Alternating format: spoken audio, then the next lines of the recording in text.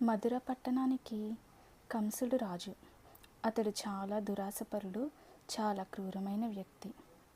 కంసుడికి తన చెల్లెలైన దేవకి అంటే ఎంతో ఇష్టం.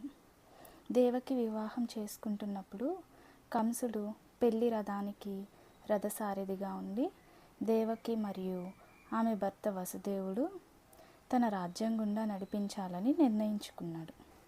రథాన్ని నడుపుతున్నప్పుడు కంసుడిపై స్వర్గం నుండి ఒక స్వరం విన్నాడు.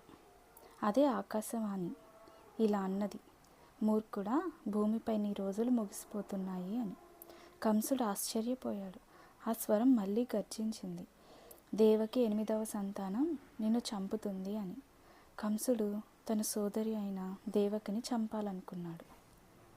కానీ వసుదేవుడు కంసుడిని తమను విడిచిపెట్టమని వేడుకున్నాడు. తన పిల్లలందరినీ కంసుడికి అప్పగిస్తానని మాట ఇచ్చాడు. కంసుడు దానికి అంగీకరించాడు. కానీ వెంటనే వారిద్దరిని జైల్లో పెట్టాడు. వారు పుట్టిన వెంటనే అతను మొదటి 6 పిల్లల్ని చంపాడు.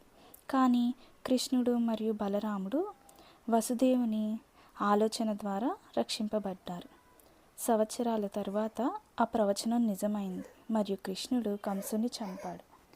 ఈ వీడియో మీకు నచ్చితే లైక్ అండ్ షేర్.